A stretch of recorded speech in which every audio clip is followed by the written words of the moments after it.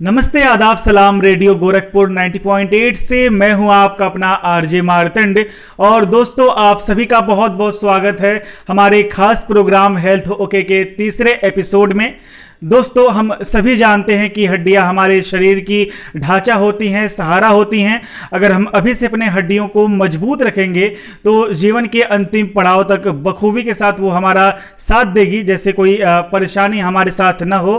तो आज हड्डियों पर ही बातचीत करने के लिए हम सबके बीच हेल्थ ओके के शो में मौजूद हैं गोरखपुर के प्रख्यात हड्डी रोग विशेषज्ञ डॉक्टर आलोक सिंह सर।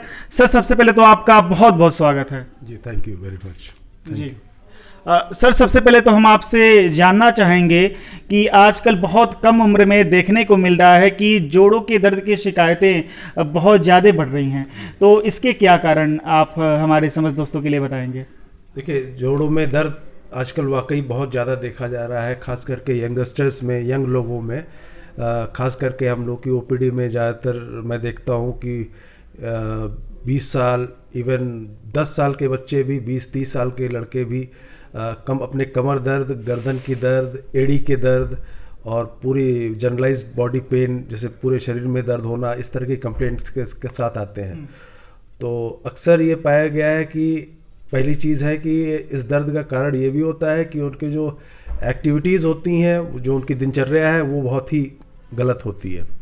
अपने शरीर की तरफ ध्यान ना दे के, अपने खान पान में ज़्यादा ना ना दे के, अपनी एक्टिविटीज़ को सुधार न करके, लैक ऑफ एक्सरसाइज यानी कोई भी एक्सरसाइज वगैरह नहीं करना है, सिर्फ अपने जैसे कह लीजिए कि अपनी दुनिया में अपनी जिम्मेदारियों को निभाने के लिए भाग दौड़ की ज़िंदगी में लगे रहना, फास्ट फूड वगैरह की तरफ पूरी तरह से डिपेंडेंट रहना, नेचुरल डाइट ना लेना, रिच कैल्शियम डाइट ना लेना, न्यूट्रिशियस डाइट ना लेना, इन सब चीज़ों का भी बहुत बड़ा कारण है। और दूसरी चीज़, जो आप अपना अगर 24 घंटे में 1 घंटे आप अपने एक्सरसाइज की तरफ भी अगर ध्यान दें, तो इन सब चीज़ों से आप बिल्कुल पूरी तरह से, खास करके मैं ये नौजवानों के लिए ये ज़रूर संदेश देना चाहूँगा कि अपने सेहत की तरफ ध्यान दें। हर चीज़ का इलाज दवा नहीं होती है, खास करके हड्डियों के लिए। अगर आप अपने स्वस्थ हड्डियों को बनाए रखना चाहते हैं तो सही दिनचर्या के साथ, सही भोजन के साथ और प्रॉपर एक्सरसाइजेज, प्रॉपर व्यायाम के साथ अपने को पूरी तरह से पूरे वृद्ध होने तक, 80-90 साल तक की उम्र तक आप अपनी हड्डियों और अपने शरीर को स्वस्थ रख सकते हैं। जी, तो बहुत अच्छी आपने बात की कि हड्डियों को भी मजबूत मेंटेन रखने के लिए दिनचर्या ही मायने रखता है। सही खान पान हो, दैनिक दिनचर्या हो और योगा प्राणायाम वगैरह बहुत मायने रखता है हड्डियों को सुरक्षित और मजबूत रखने के लिए।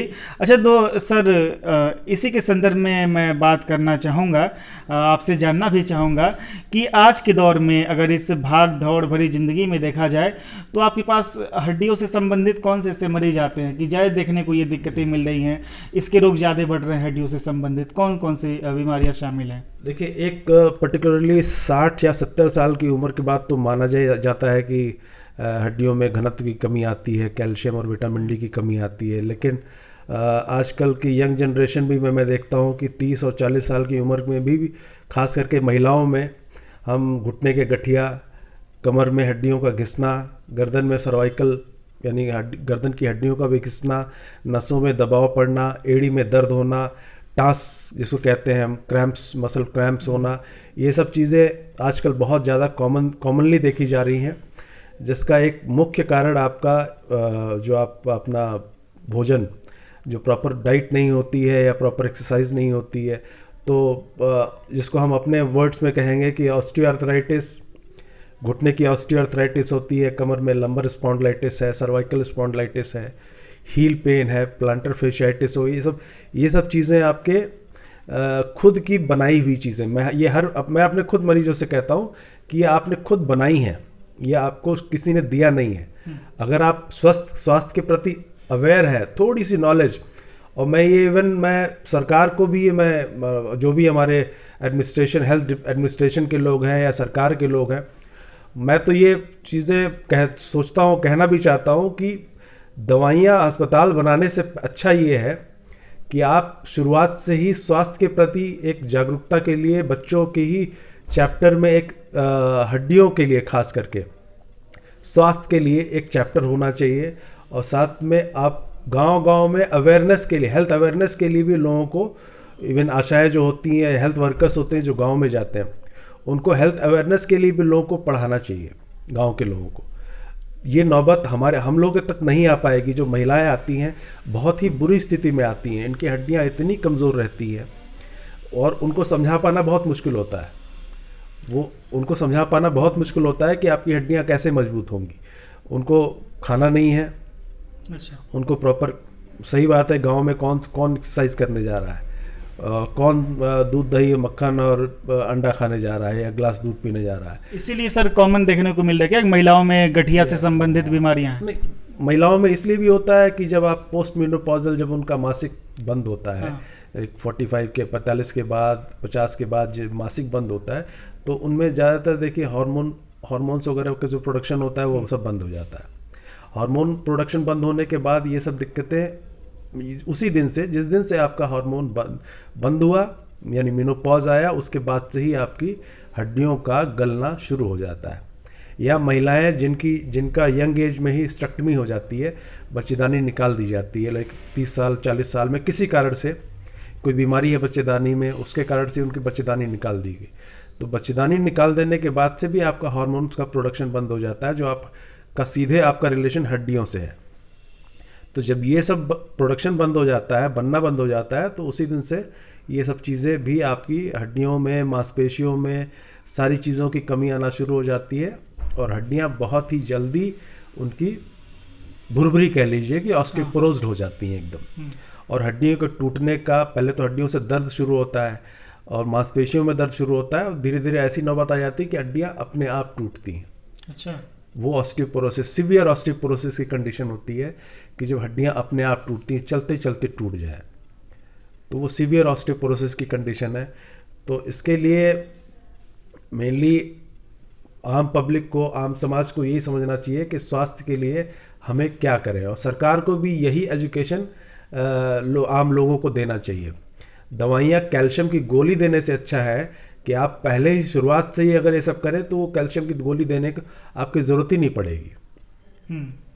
प्रॉपर उसके बारे में अगर गाइड किया जाए, बताया जाए, गाइड अगर शुरुआत से ही, बचपन से ही लोगों को अवेयर किया जाए, जो नॉर्मली दूसरे देशों में होता है, या दूसरे देशों के लोग ज़्यादा एजुकेटेड हैं, उनको इसे बताने की ज़रूरत नहीं है। पर हमारे गांव के लोगों को इतना एजुकेटेड नहीं है, दिन दुनिया से अलग है, प्रिंट मीडिया, इलेक्ट्रॉनिक मीडिया की चीज़ें नहीं देख पाते, इंटरनेट नहीं देख पाते, तो वो सब चीज़ें, इन्फॉर्मेशन ये तो मिलती रहती हैं शहर के लोगों को, लेकिन वो लोग इसके प्रति जागरूक नहीं है। जागरूकता बहुत बड़ी चीज़ है इसके लिए, किसी भी बीमारी के लिए। अवेयरनेस बहुत ज़रूरी है। जो अवेयरनेस अगर रहेगी तो ये सब प्रॉब्लम्स नहीं आएंगी। और ख़ास करके नौजवानों के लिए अगर मैं कहूँ, तो नौजवान कहीं के भी हों, नौजवान, आजकल के नौजवान तो इवन गाँव में भी बहुत अवेयर है।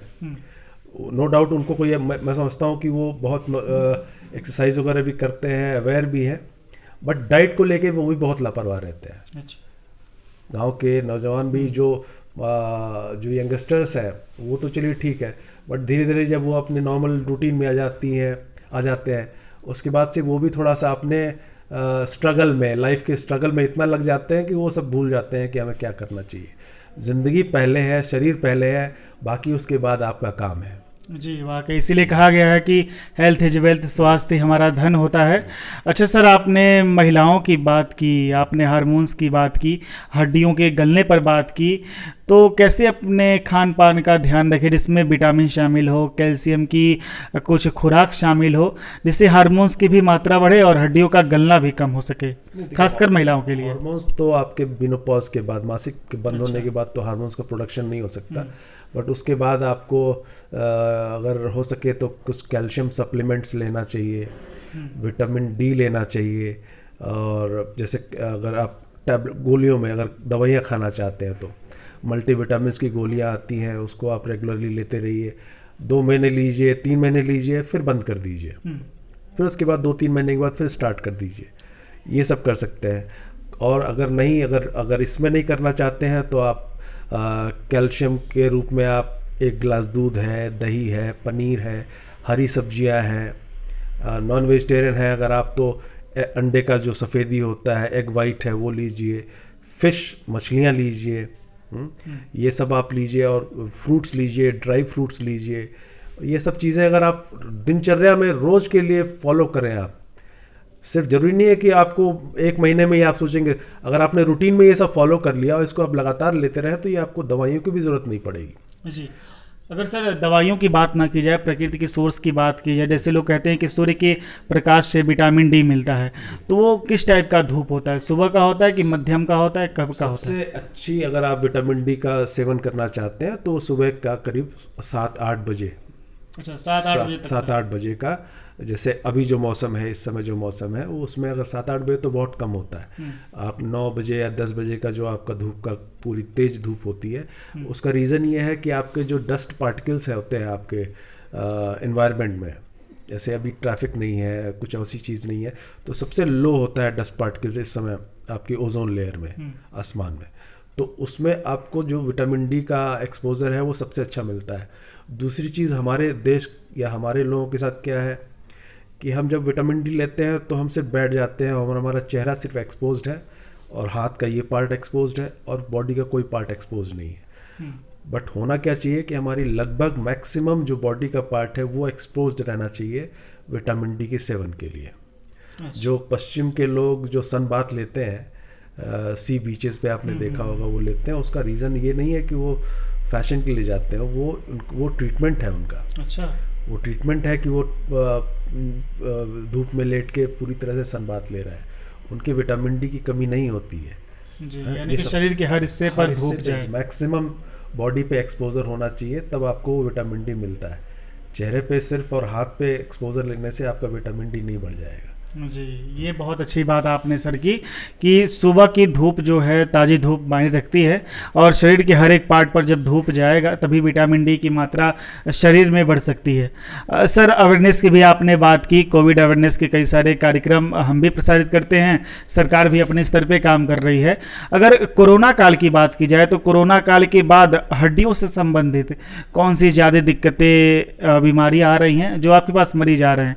कोविड के बाद ये आपको देखने को कुछ नया मिल रहा है? नहीं, बहुत देखने को मिल रहा है। कोविड के बाद शुरुआती जैसे अप्रैल 2021 में, जो अप्रैल मई में जो कोरोना आया था, उसके बाद सेकेंड वेव में, उसके बाद से अब 6 महीने के बाद अब मैं देख रहा हूँ कि ज़्यादातर जो पेशेंट हैं जिनको कोविड हुआ था, हॉस्पिटलाइज थे या होम आइसोलेशन में थे, जो वाकई जिनको सिम्टम्स थे, उनको एक चीज़ तो देखी है हमने कि वो थोड़ी डिप्रेशन वाली चीज़ है। उनकी पर्सनालिटी, जो उनको मैं पहले भी देखता था, उनकी पर्सनालिटी में थोड़ा डिप्रेसिव टॉक्स बातें हैं।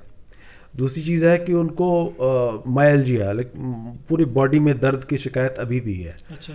अगर उनका BMD टेस्ट यानी बोन मिनरल डेंसिटी टेस्ट कराता हूँ, जो होल बॉडी कैल्शियम की जांच होती है, विटामिन डी की जांच होती है, तो उसमें उनकी वो भी बहुत ज़्यादा कमी देखी जा रही है, वो कम देखी जा रही है। लेकिन मैंने अगर उनको टाइम से देखा है तो मुझे लगता है कि वो 2-3 महीने की दवाइयाँ लेने के बाद वो दर्द भी ख़त्म हो जा रहा है।